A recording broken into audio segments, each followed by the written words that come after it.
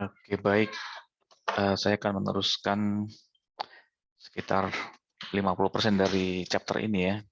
Jadi minggu kemarin kita baru step 2 ya. Kalau kita lihat di sini ya. Kemarin itu berakhir di step 2 dan ke bawah masih ada sekitar ya lebih dari 50%, tapi di sini kan tidak kita bahas ya. Kemudian yang step 6 ini sangat singkat, yang step 6. Di video yang kemarin itu kita sampai follow personal passion ya. Kita berhenti di situ kemarin karena waktunya sangat sedikit ya, mepet bahkan kelebihan 4 menit. Sekarang akan saya sangat-sangat singkat dan mungkin juga akan meneruskan atau bersambung ke chapter 4 product planning. Baik, kita akan menuju ke step 2 yaitu generate ya. Jadi saya mungkin mereview sebentar ya. Generate and sense many opportunity. Bagaimana cara membangkitkan opportunity dan bagaimana cara sense atau merasakan adanya opportunity.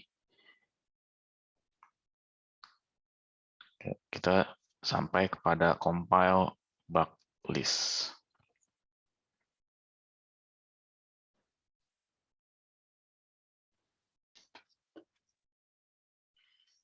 Compile bug list kalau dalam bahasa Indonesianya dia adalah daftar ya.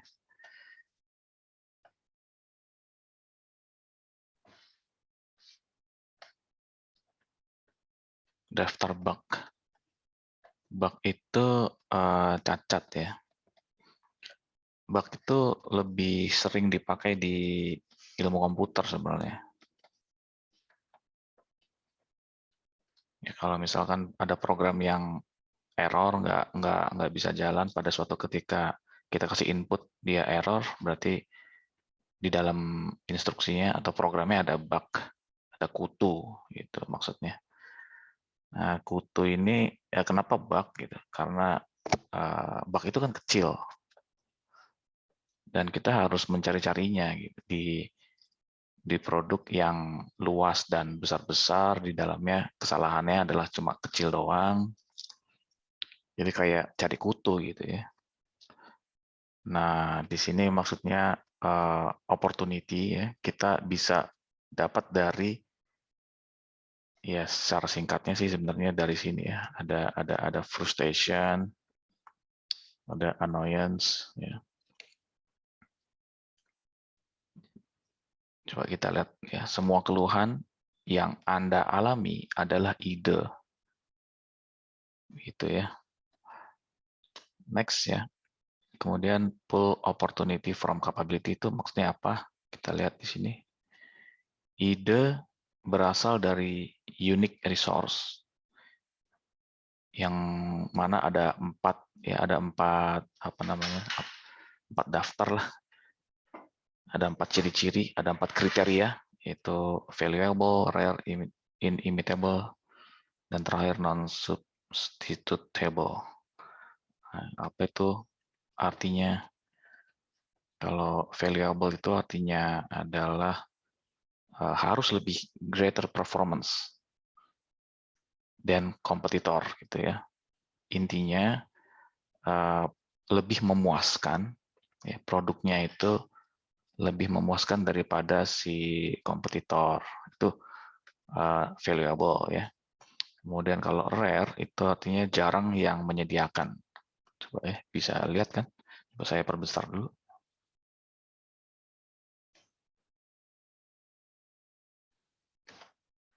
Gitu ya. Rare itu jarang yang menyediakan, inimitable itu sulit untuk ditiru, non-substitutable itu artinya ketika barang yang kita inginkan tidak tersedia, apakah ada barang yang menggantikannya? Di situ maksudnya tidak tergantikan gitu. Tidak tergantikan, memang harus barang itu. Nah, itu semua kalau disingkat jadinya FRIN. Jadi apa tuh? Terus apa hubungannya ya? Tunggu sebentar. Pull opportunities from capabilities. Jadi kita menarik peluang ya, mengenerate peluang, menarik peluang, mencari-cari peluang itu dari capability-nya. Misalkan dari valuable. Oh, ternyata produk yang kita bikin ini atau produk yang kita pakai performance-nya kurang. Ya dari situlah kita masuk opportunity. Terus rare, jarang menyediakan. Nah, di situ kita opportunity gitu. Wah, ini jarang nih. Ya udah kita bikin kompetisi aja sekalian gitu. Ya singkat ceritanya aja deh ya. Ini waktunya tinggal sedikit. Oke, contohnya adalah Apple ya. Contoh frame yang disediakan oleh penulis itu. Apple itu valuable gitu. Di beberapa software iya. Ya khususnya software pengolah grafis ya. Itu memang dia kuat ya. Terus jarang, betul, memang jarang barangnya. Inimitable, tidak sulit ditiru. Misalkan iPhone ya, iPhone gampang lah menirunya, bahkan tapi menirunya sih meniru di luar ya, maksudnya rangkanya, penampilannya, bahkan OS-nya, penampilan OS-nya juga ditiru, tapi dalamnya Android. Itu sudah terjadi ya. Oke, singkat cerita aja deh di sini ya. Oke, kategori apa yang menjadikan desain si Apple menguntungkan kita? Jadi si penulis itu mencontohkan, contohnya tuh frame yang disediakan adalah Apple, produk-produknya si Apple gitu. Nah, tapi each of these resource can guide the opportunity creation process. Bisa mengguide each of these resource. Ya, contohnya dengan pertanyaan seperti ini, apa benar kalau Apple itu menguntungkan gitu ya? Apakah benar desainnya itu create advantage? Tapi di kategori apa gitu maksudnya? Ketika kita tahu, oh di kategori ini, nah berarti kita sudah terguide untuk membuat creation, untuk membuat opportunity maksudnya. Kita sudah di-guide dengan cara pertanyaan-pertanyaan ini kalau kita sudah tahu di kategori produk apa gitu ya. Ini Apple's desain ini kan luas ya, dia main di iPhone, bahkan main di mobil ya. Juga ada mobil. Terus smartwatch dan seterusnya lah. Di situ opportunity-nya. Kemudian mencari opportunity di studi customer itu mempelajari konsumen. Nah, studi customer itu intinya dia harus dilakukan pada market sempit atau fokus dan melakukan deeper understanding. Ya, selain dia melakukan di market sempit, nih kita harus menselected dulu. Ya contohnya kita kelompokkan misalkan konsumen kita ini laki-laki atau perempuan atau dua-duanya gitu misalkan. Terus umurnya berapa? Terus pekerjaannya apa, dan terus menerus gitu ya. Di dalam hal chapter ini menggunakan contohnya sepeda gitu. Nah, selain select market, kita harus kita harus bisa memahami secara lebih mendalam gitu ya, deeper understanding of the true customer need. Then you can obtain daripada kita dapatkan melalui survei. Jadi kita melakukan deeper understanding, ada metodenya dibandingkan dengan metode survei, gitu maksudnya. Nah, sebelum ke metode kita dikasih contoh nih, mengapa orang-orang Amerika tidak suka ride bikes, tidak suka mengendarai sepeda gitu. Mengapa jarang gitu? Saya kasih langsung jawabannya di situ, tapi bukan jawaban sapu jagat ya, ini cuma salah satunya doang gitu. Karena mereka pengennya easy to get on and off gitu ya.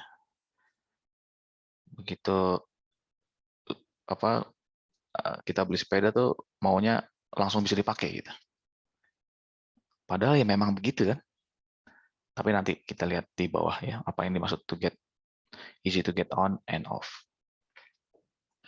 Ya, oke, selanjutnya ini yang tadi saya bilang ada metodenya di deeper understanding di sini ya. Di situ ada traditional approach. Traditional approach itu metode ya, metode tradisional. Di sini memakai survei dan hasilnya dapat saja berbeda dengan cara antropologi atau etnografi. Nah, itu yang apa metode selain survei ya. Jadi antropologi dan etnografik ini menyediakan pemahaman yang lebih dalam dibandingkan dengan survei gitu intinya. Intinya itu sebenarnya itu si studi customer tuh mengharapkan kita untuk lebih dari sekedar survei, yaitu apa? Ya antropolog dan etnolog. Dan cara apa metode ini bisa untuk menjawab ini.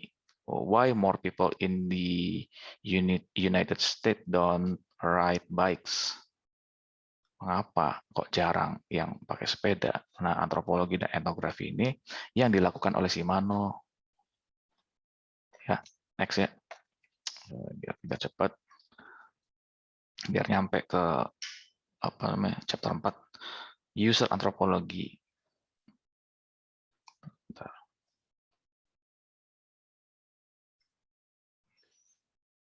Para pengguna antropologi itu membantu Shimano untuk mengidentifikasi kebutuhan-kebutuhan yang tidak nampak, laten itu tidak nampak. Jadi ada kebutuhan yang tidak nampak. Untuk lebih lengkapnya kita baca chapter 5 nanti ya. Ini kan baru chapter 3 nih. Untuk chapter 5 untuk mengetahui lebih dalam apa yang dimaksud dengan latent need gitu. Kita lihat di sini ya. Ilmu ini membantu membongkar kebutuhan yang tidak nampak. Oke, contohnya kebutuhan yang tidak nampak adalah mereka malas pasang standar. Jadi langsung taruh gitu aja itu sepedanya gitu. Begitu selesai, ya bahkan di film yang kemarin saya tonton itu, ya James Bond itu, setelah dia naik sepeda motor ya, dia turun langsung ditaruh gitu aja gitu. Jadi saya rasa itu apa masang standar tuh kayak kebiasaan buruk bagi warga sana gitu ya. Kelihatannya tuh seperti itu ya. Oke lah, kita lanjut.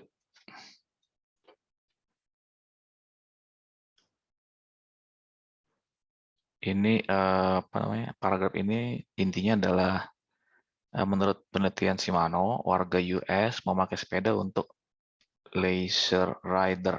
Itu untuk bukan untuk bekerja, kalau leisure itu untuk liburan gitu ya.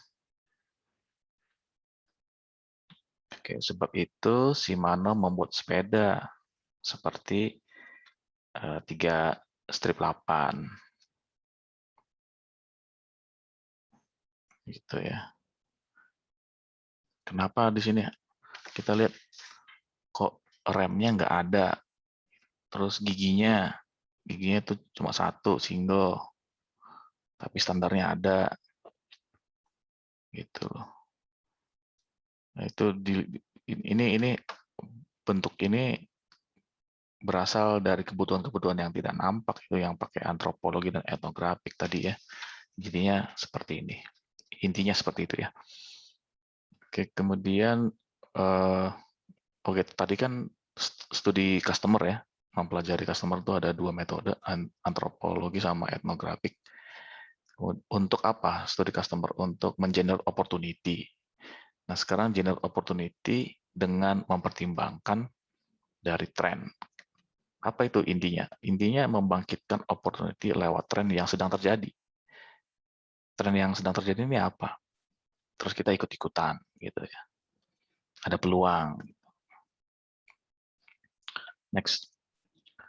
Kemudian peluang ini ya. Ini salah satu cara mengenerate yaitu meniru. Wah, ini ada barang yang tadi tren misalkan ya. Lagi ngetren nih. Mumpung belum ada pesaing, maksudnya belum ada tiruannya, ya kita tiruan duluan gitu. Tapi jangan cuma sekedar tiru, harus lebih baik gitu. Jadi imitate ini bisa untuk mengenerate apa tadi? Generate opportunity. Cuma sense-nya itu yang diperlukan. Contohnya kalau menurut saya sense itu untuk merasakan bahwa barang ini sedang tren atau enggak, atau akan tren atau enggak gitu ya. Oke, kita lihat di sini contoh-contoh imitate but better. Itu memang intinya aja ya. Apa contoh-contohnya? Sebentar. Berikut adalah beberapa sumber untuk mencari peluang dengan cara imitasi, meniru, yaitu media dan marketing. Kalau media kan bisa media elektronik, bisa media massa. Terus marketing activity of other form, misalkan ya bagi-bagi apa namanya, kalau di supermarket ya, di Carrefour itu bagi-bagi makanan cemilan gratis, apa ya istilahnya ya, sampel ya, bagi-bagi sampel. Terus decommoditize a commodity itu apa artinya? Situasi kompetisi gini. Situasi kompetisi banting harga akan memunculkan ide baru. Contohnya produk kopi, ya, produk kopi sebelum Starbucks. Terus yang ini apa? Intinya adalah mapping produk, lalu kita buatkan produk yang deluxe. Intinya itu ya. Deluxe itu apa? Gini ya. Kalau menurut bahasa Inggris itu itu menyingkirkan, kalau lux itu luxurious, mewah. Jadi mewah, yang mewah-mewah itu disingkirkan gitu. D.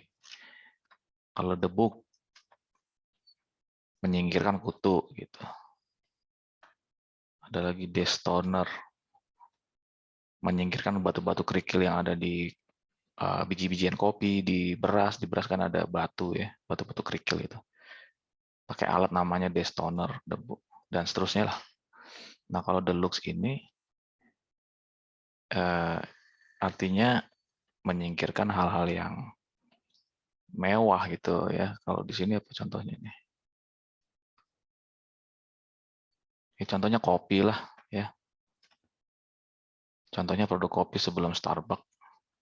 Padahal Starbucks mewah gitu ya. Oke, di sini yang sebelah kiri kalau nggak salah tuh aslinya ya. Yang kanan itu tiruannya. Ini imitate but better itu tiruannya. Udah itu aja ya. Silakan Anda nanti baca sendiri tuh di halaman 44. Kemudian ini imitasi ya, masih dalam imitasi. Ternyata ide KW bukan saja monopoli Cina gitu. Ya, jadi ini cuma menceritakan ya tadi. Ini menceritakan spin brush itu sikat gigi ya. Jadi sikat gigi kok harganya bisa $100 gitu. Nah, sama si perusahaan, apa nih nama perusahaannya itu, si Spinpop kalau nggak salah, dia menjualnya cuma $6. Sangat jauh gitu ya, jauh banget. Jadi much cheaper ya, lebih murah.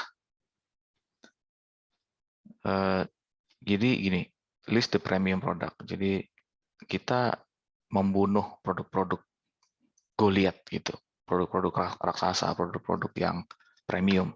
Kita bunuh aja. Gimana caranya? Much cheaper version gitu. Bikin versi yang lebih murah, tapi benefitnya sama.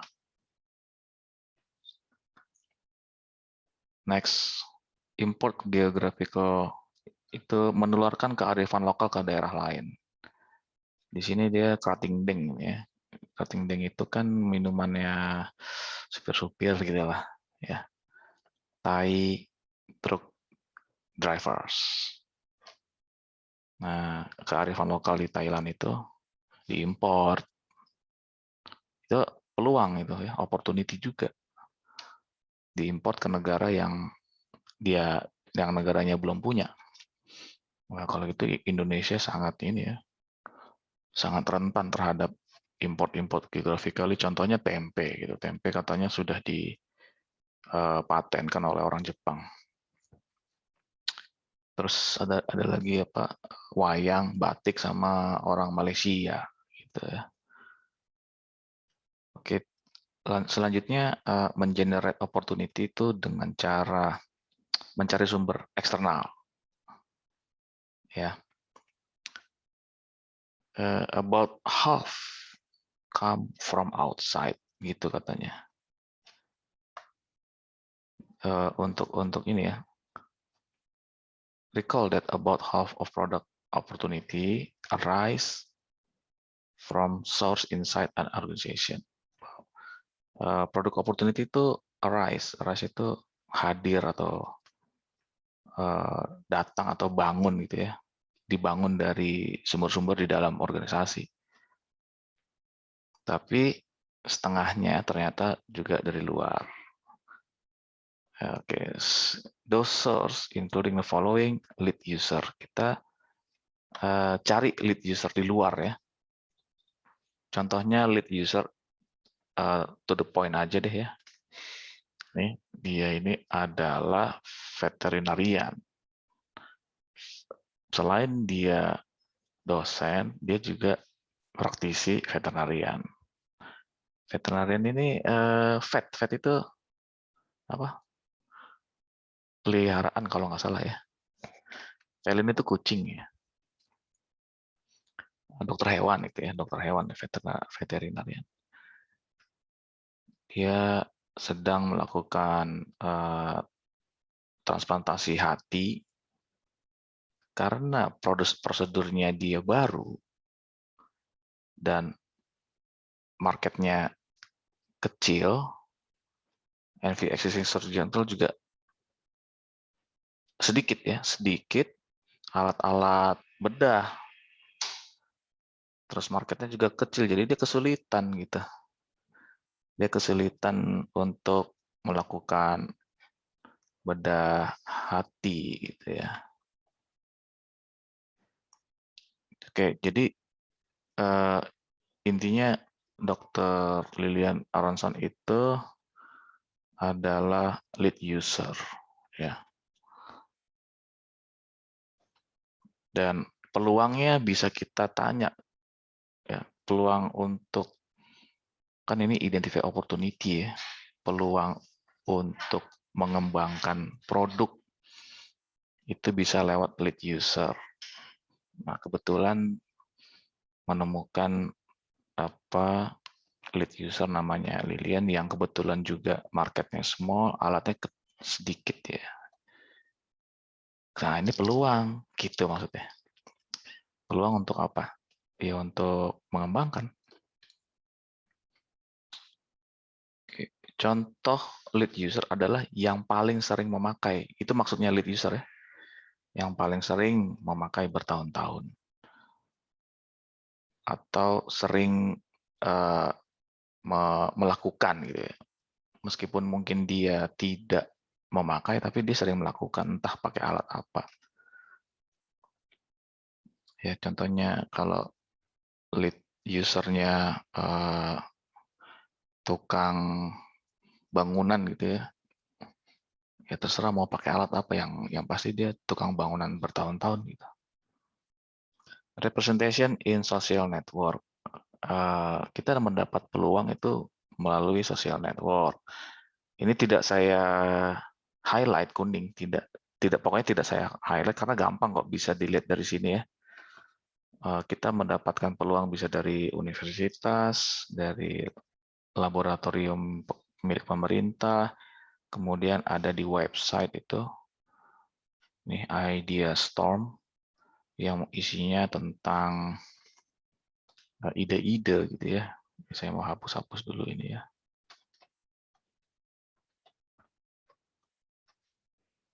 Next.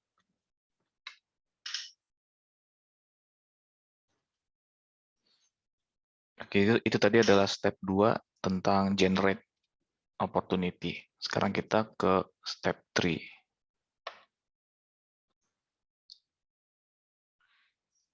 Oke, singkat ceritanya ya. The goal of screening is simply to eliminate opportunity that are highly unlikely to result in creation of value.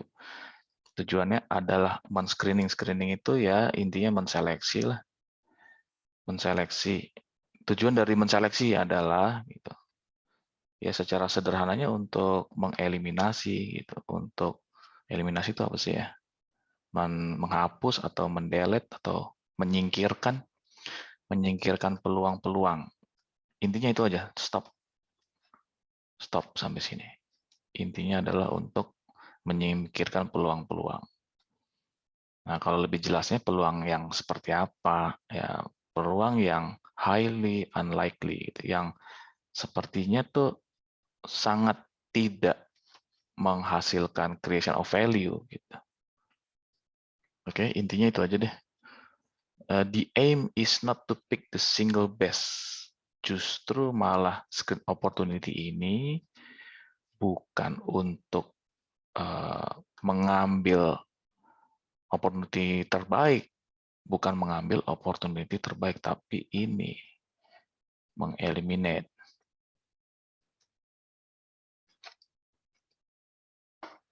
Ya.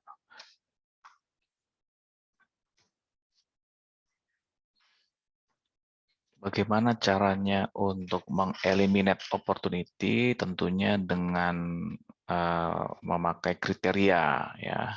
Nih, contohnya apa kriterianya? Market need, teknologi visibility, terus alignment with strategy, gitu ya. Terus ada dua metode yang efektif untuk men-screening ya. Jadi setelah kriteria-kriterianya tadi dibuat, ini contohnya ya. Contoh kriteria dibuat, terus disebarkan melalui web-based survey atau workshop with multi-voting. Jadi web-based survey dan workshop. Workshopnya tapi with multi-voting. Gitu. Kalau yang pasti web-based ini kan ada jarak gitu ya antara pengirim dan penerima. Sementara kalau workshop ini maksudnya berada di tempat yang sama gitu ya.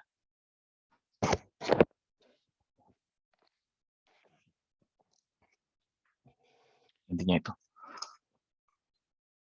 Oke, terus di sini dipakainya skala ya. Skala 1:10. Mau dia pakai voting, kalau voting biasanya ya yes atau no. Tapi kalau yang survei biasanya pakai 1 atau 10 gitu ya. Judgment. Terserah itu ya. Intinya harus ada judgment, baik judgmentnya hanya berupa yes no atau dengan menggunakan skala. workshop work well. Gitu. Workshop akan bekerja dengan baik for review untuk mereview sampai 50 opportunity. Tapi kalau lebih dari 50, kami menyarankan pakai web-based screening. Oh ya jelas. Ya, itu tadi yang saya katakan workshop itu dia lebih keterbatasan tempat ya. Karena di tempat yang sama. Kalau 50 opportunity kan terlalu sulit untuk dikerjakan, dia harus butuh komputer ya. Regardless of which voting method you choose, apapun metode voting yang Anda pilih, kami menyarankan bahwa Anda mempertimbangkan you consider advancing not only the idea receiving the most vote gitu. Tidak hanya the most votes, but also those with only a few very enthusiastic supporter. Ya, jadi maksudnya pertimbangkanlah juga gitu. We suggest that you consider also with those with only a few very enthusiastic supporter. Ya intinya sih merangkul semua lah gitu, semuanya dirangkul, intinya itu aja. Step 4. Tunggu sebentar, tadi step 3 itu apa ya? Screening ya, mengeliminate. Ya. Setelah dieliminate, ya sudah kita kembangkan yang bertahan gitu, opportunity yang bertahan di daftar itu kita kembangkan gitu. Intinya adalah begini. The goal is to resolve the greatest uncertainty. Untuk gini, intinya ya, uncertainty itu kan tidak pasti. Kalau greatest berarti ketidakpastian yang paling tinggi. Ketidakpastian yang paling tinggi itu di-resolve, ya dipastikan gitu. Intinya itu sebenarnya ya. Ya karena kan ini kan namanya juga, kenapa sih uncertainty? Ya karena ini kan promising itu kan artinya menjanjikan gitu. Yang namanya menjanjikan itu maksudnya ya memang tidak pasti, tidak pasti 100%, tapi ada peluang kira-kira ya 90% atau 80% itu menjanjikan. Oke. Contohnya, for example, an opportunity based on a clever concept might not be very valuable if a patent is unlikely. Jadi ada peluang yang memiliki konsep yang sangat, ya konsep yang pinter lah, konsep yang baik, tapi menjadi not be very valuable jika tidak bisa dibikin patennya, gitu. Ini cuma salah satu aja ya. Salah satu ini develop. Kalau memang oh ini konsepnya bagus nih, opportunity-nya bagus nih, tapi kalau nggak bisa dipaten, nanti dulu, jangan diprioritaskan gitu maksudnya, intinya itu. Jangan diprioritaskan. Oke, langsung ke select exceptional opportunity. Nah, tadi kan setelah kita mengembangkan ya, mengembangkan peluang-peluang, maksudnya dikembangkan tuh apanya sih yang dikembangin? Apanya coba?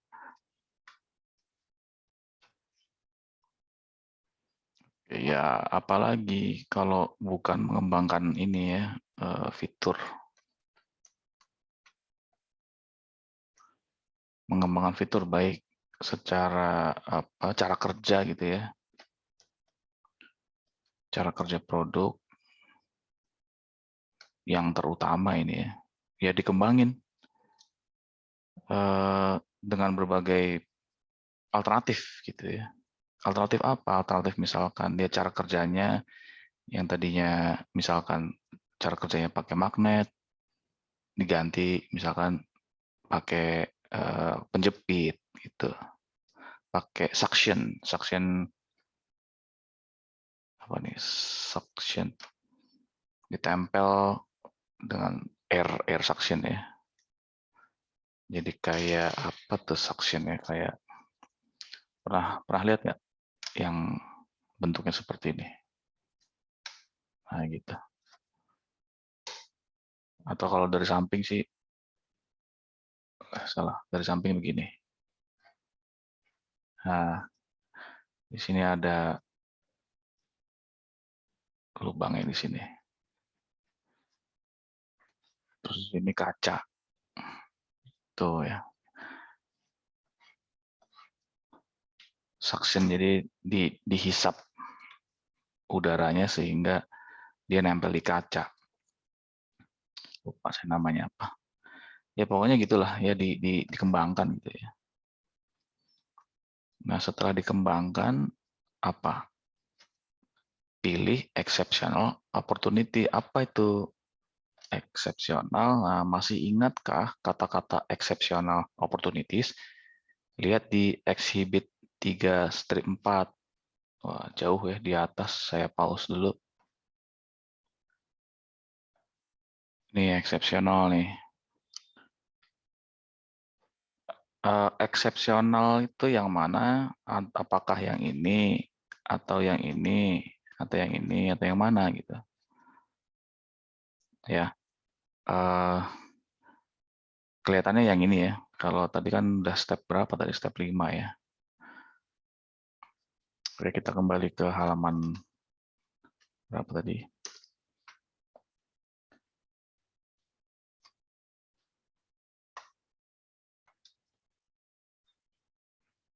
Oke, step 5 ya.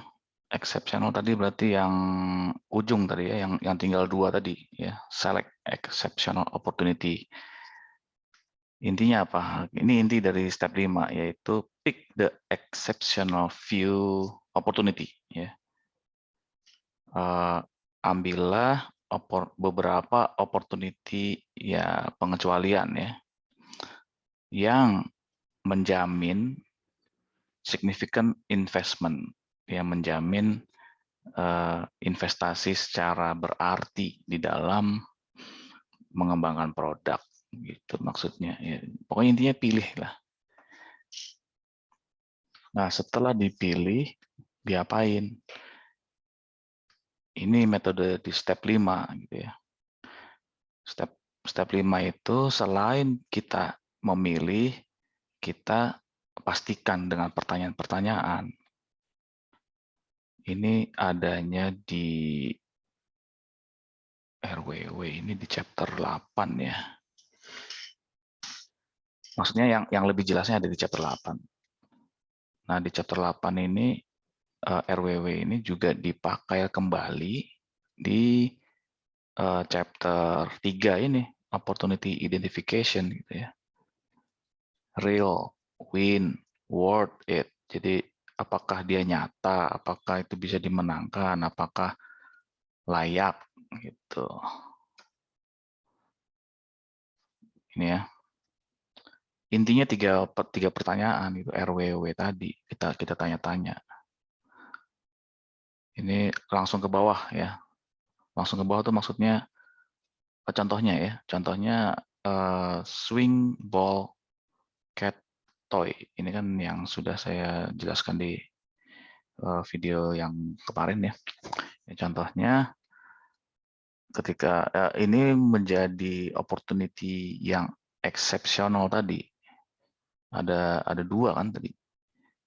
Nah, jadi nggak harus 1, bisa aja 2, bisa aja 3. Nanti semuanya ditanya, is there a real market and a real product?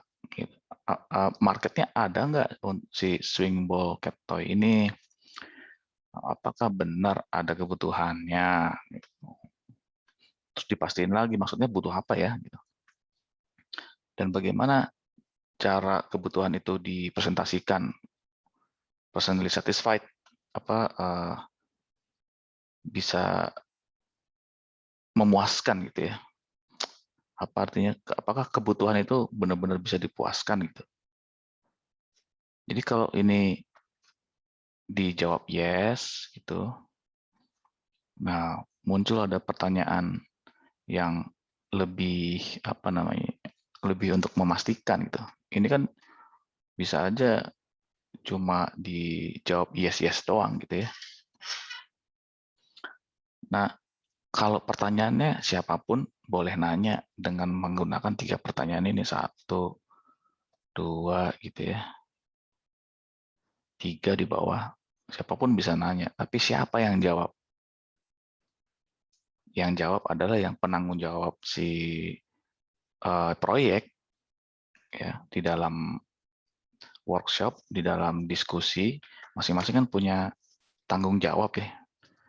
Yang kemarin saya jelaskan ada internal ya, tim ya, di tim internal khususnya. Jadi ada tim internal, tim eksternal. Kalau tim eksternal pasti dibayar ya. Kalau tim internal kan digaji, kalau tim eksternal itu ya dikasih honor per hari atau per jam gitu ya. Nah, di dalam tim itu saling bertanya atau menanyakan diri sendiri gitu, menanyakan diri sendiri dan menjawab sendiri, bisa seperti itu. Nah, tapi justru itu karena menjawab sendiri, mengklaim sendiri, makanya di sini muncul lebih detail. Ini lebih detail untuk memastikan apakah yes ini benar-benar yes gitu ya. Contohnya ini, apakah benar ada kebutuhan, is there a need? Lagi pula kalaupun itu ada kebutuhan, need itu apa sih? Gitu. What is the need? Kebutuhan untuk apa? Kebutuhan apa? Itu. How is the need personally satisfied? Bagaimana cara kebutuhan itu akan dipenuhi, akan dipuaskan? How? Gitu. Dalam hal swing ball cat toy, nah bagaimana cara menjawab? Is there a need? Gimana itu cara jawabnya? Yang paling gampang, ya ketemu sama pemilik kucing, itu yang paling gampang, yang paling pasti, yang paling. Cuma ya kita agak repot memang harus menemui orang-orang yang menggunakan kucing, bukan menggunakan kucing ya, yang memelihara kucing bertahun-tahun gitu ya. Kita tanya, butuh nggak gitu permainan ini, swing ball cat toy gitu ya. Itu yang paling terjamin jawabannya dibanding kalau cuma sekedar lihat-lihat kita cuma ngelihat doang misalkan, nggak survei, nggak nanya secara langsung. Lihat-lihat apa ya, lihat-lihat orang megang kucing, ngurus kucing, ngasih kucing makanan, gitu. Terus ngelihat kok toko kucing menjamur misalkan. Terus hanya punya temen yang suka kucing tapi nggak dipelihara gitu. Cuma ngeliat-ngeliat doang gitu misalkan. Itu sulit itu ya. Sulit untuk menjawab bagaimana ini, how is the need personally satisfied. Ini kan harus benar-benar nanya sama yang punya kucing ini. Bagaimana perilaku kucing? Wah, susah itu ya. Kalau yang tadi kita membahas tentang dua metode tadi,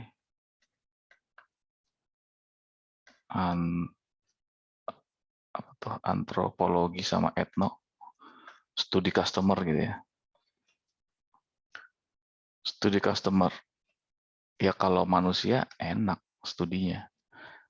Nah kalau kucing, gimana tuh? Bagaimana cara kita nanya-nanya ke kucing gitu ya. Oke, Lanjut ya. Dan seterusnya ya. Ini pertanyaan pertama, R, real. Pertanyaan kedua, win, bagaimana cara memenangkannya? Anda baca ini ya, cara memenangkannya, Anda baca di sini. Is it worth? Apakah layak ini dilakukan? Apa yang dimaksud dengan layak? Ya layak secara uang, terus ada resiko, gitu ya. Intinya sih uang sih, intinya. Karena berhubungan dengan investasi. Terus kita kembali ke atas ya, agak muter nih. Apa yang dimaksud dengan real gitu? Apakah nyata bisa diwujudkan? Jangan-jangan cuma utopia aja gitu. Utopia itu khayalan gitu ya. Kenapa kok bisa khayalan? Nggak bisa diwujudkan?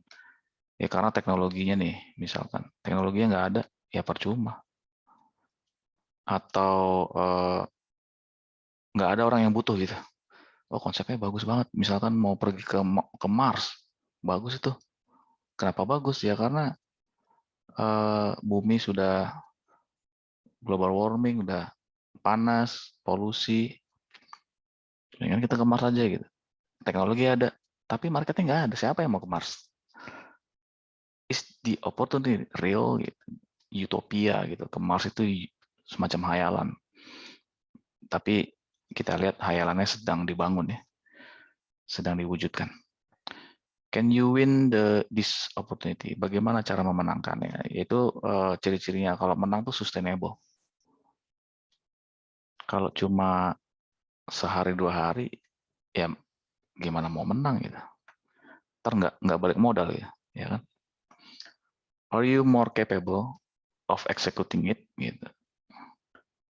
Capable tuh intinya, contohnya gini. Iya saya bisa melakukannya. Oh, ini paten lupa nih, ada yang kelewat. Kalau ini paten nggak usah nggak usah dijelasin. Pasti Anda ngerti lah apa artinya paten. Ini maksudnya apa? Are you capable? Ya kamu bisa nggak melaksanakan opportunity itu? Bisa, karena saya punya superior engineering talent. Saya punya anak buah yang bakat dalam hal engineering gitu. Terus bagaimana dengan worth it? Worth it itu apakah layak secara finansial? Jangan sampai kerja bakti gitu ya. Capek doang gitu.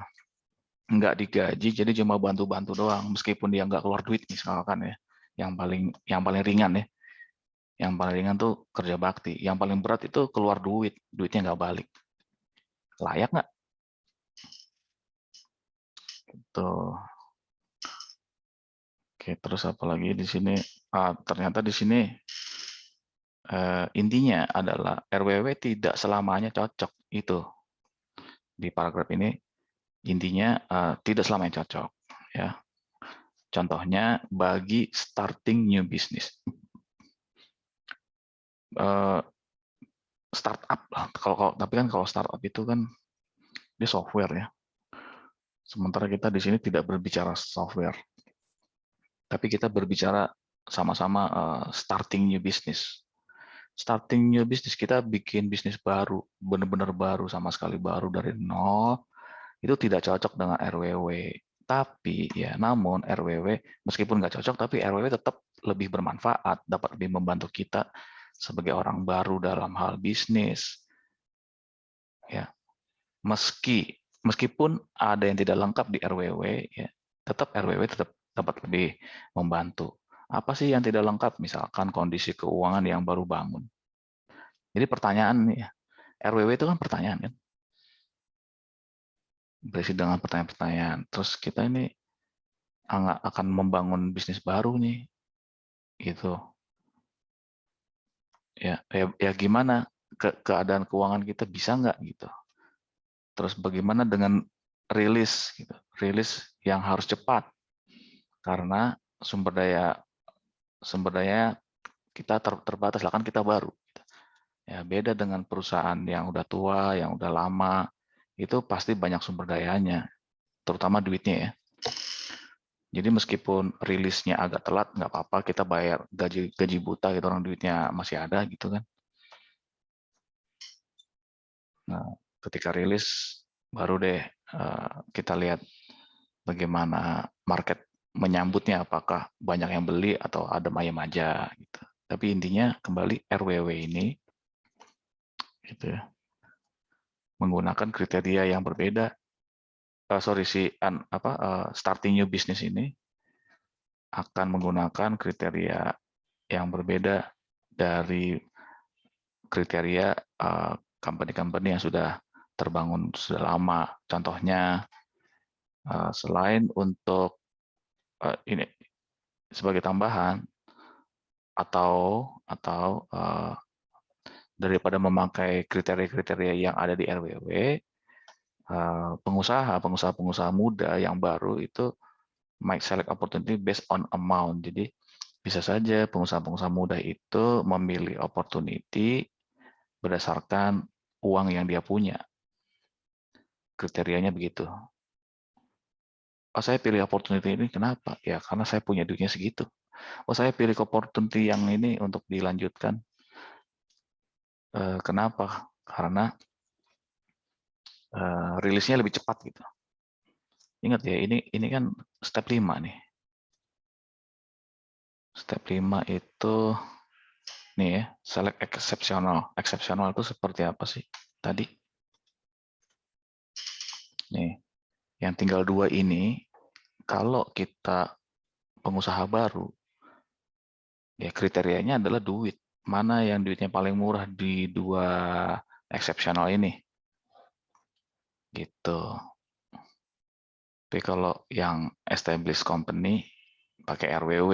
Tapi kalaupun saya pribadi, ya saya tetap pakai RWW, tapi saya tambahin gitu loh. Tetap saya tambahkan tadi uangnya. Oh, saya cuma punya uang sekian, gitu. Berapa? Terus berapa waktu rilis bisa paling cepat di antara 2 exceptional tadi, gitu ya. Oke. Setelah dapat secara prioritas dulu ya. Yang paling memungkinkan adalah kita merilis 1 produk dulu, bukannya langsung dua-duanya. 1 dulu ya. Itu logika yang paling sederhana, prioritas. Nah, kalau duitnya banyak ya bisa dua-duanya gitu ya. Yang tadi ada 2 pemenang. Apa itu refleksi? Ini step terakhir dari opportunity identifying. Refleksi adalah semacam introspeksi diri. Refleksi biasanya digunakan pada saat hasilnya kurang memuaskan. Kalau biasanya ya, kalau kurang memuaskan dia pasti introspeksi diri, refleksi. Adapun jika hasil memuaskan, nah tapi ada juga meskipun hasilnya memuaskan atau targetnya terpenuhi, refleksi tetap bisa digunakan untuk memperkuat atau update proses terbaru. Nah, ngomong-ngomong tentang update proses terbaru, misalkan begini, ini kok kurang memuaskan sih target kita gitu. Kalau kurang memuaskan, ini coba tolong dipastiin prosesnya. How many of the opportunity identified came from internal source? Jangan-jangan cuma sekian. Versus external source. Mana yang lebih banyak internal atau eksternal? Jangan-jangan lebih banyak internal daripada eksternal. Padahal kan belum tentu di internal itu penggunanya itu lebih pasti kan penggunanya ada di luar. Nah, tapi kalau dalam contoh mainan kucing ini saya rasa internal source, siapa sih yang nggak senang sama kucing gitu? Ya senang doang meskipun nggak memelihara gitu ya. Itu tetap bisa ditanyain. Tapi bagaimana dengan produknya bukan mainan kucing, misalkan produk alat bedah misalkan, wah, udah pasti harus ke eksternal ya. Atau kita undang lah ya, kita undang dokter untuk menjadi pegawai kita di perusahaan teknologi, itu bisa jadilah dia internal, terus dia digaji gitu.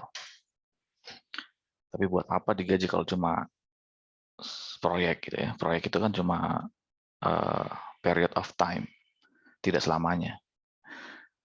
Oke, kembali ya. Tadi refleks, kalau misalkan tidak memuaskan, maka jawab ini, jangan-jangan kita kurang dari 100 opportunity-nya, atau malah cuma selusin doang opportunity-nya, dan seterusnya. Semuanya tuh dipastikan. Kembali lagi ke proses yang step 1, step 2 gitu. Kalau nggak sukses. Nah, tapi kalau ternyata semuanya prosesnya ini ya, prosesnya itu semua sudah dilakukan dengan benar.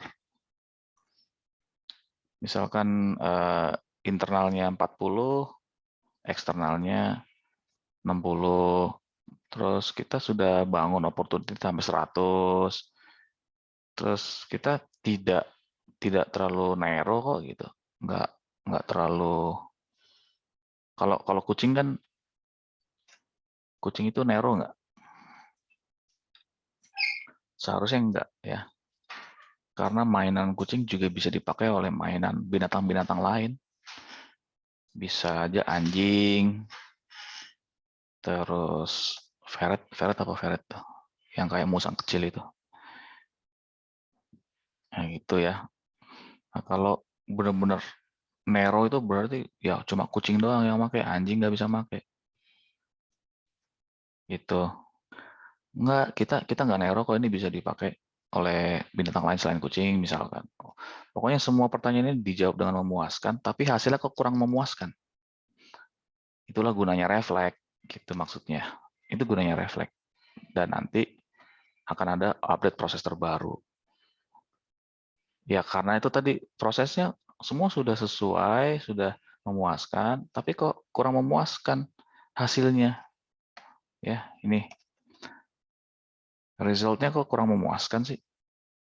Kenapa kurang memuaskan? Gitu. Karena marketnya, oke, ini market respon, karena market responnya kurang. Gitu. Sudah setahun ini masa targetnya cuma segitu doang gitu. Apa yang salah gitu? Enggak ada yang salah, semua udah bener. Ya udah kalau gitu kita bikin proses yang baru gitu. Proses barunya apa? Ya proses baru yang di luar dari apa yang disediakan oleh buku ini. Tapi kalau yang paling gampang, apa si opportunity-nya ditambah gitu. Misalkan udah 100, udah. Ya berarti ditambah gitu. Itu yang paling gampang ya.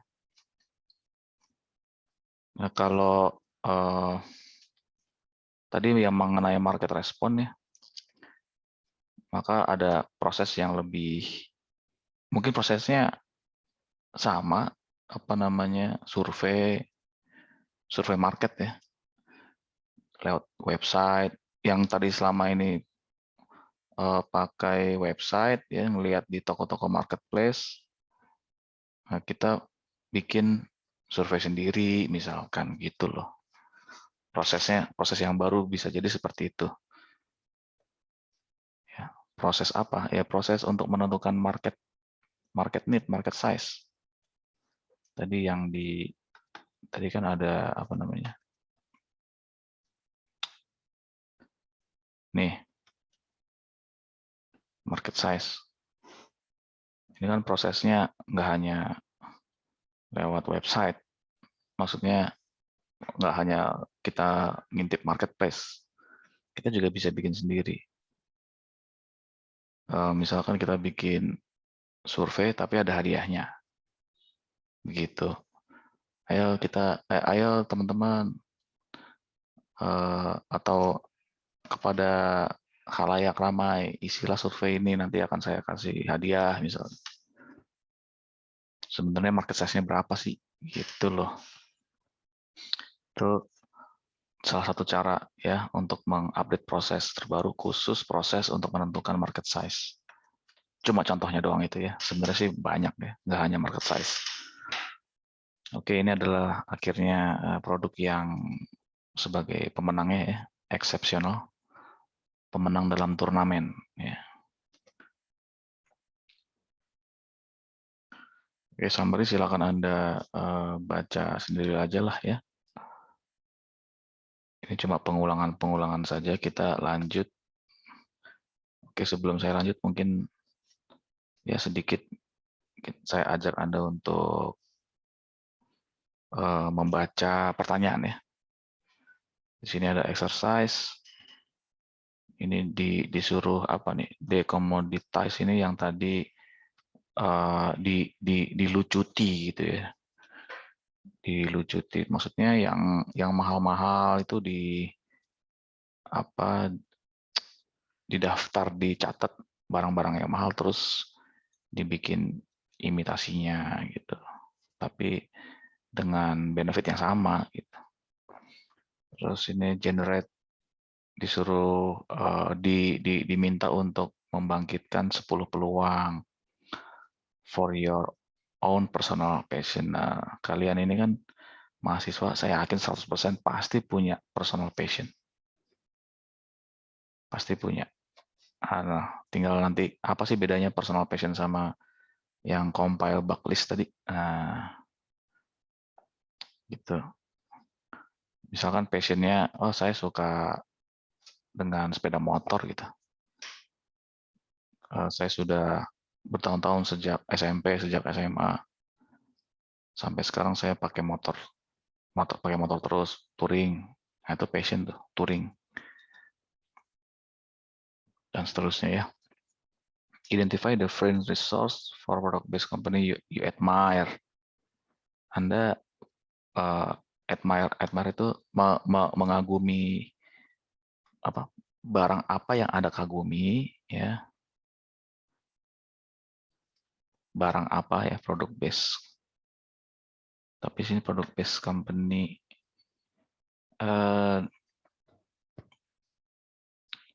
perusahaan ya di sini ya maksudnya. Perusahaan yang berbasiskan produk.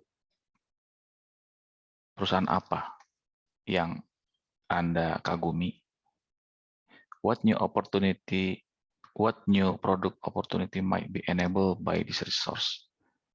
Nah, peluang-peluang apa saja yang bisa dipakai by this resource? Identify the friend resource. Ya, seperti tadi ya. Contohnya kamu suka dengan perusahaan motor apa yang menang terus tuh. Ya, yang dulu menang terus kan Honda ya.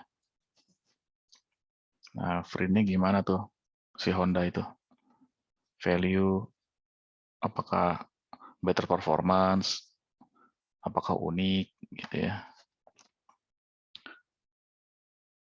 Ini pertanyaannya tentang keuntungan dan kerugian tanpa nama dalam hal voting di tahap screening opportunity. Ya, yang voting tadi kan yes, no, terus ada skala 1 sampai 0, tapi anonymous voting gitu. Apa untung ruginya dan seterusnya ya. Ini silakan Anda baca sendiri.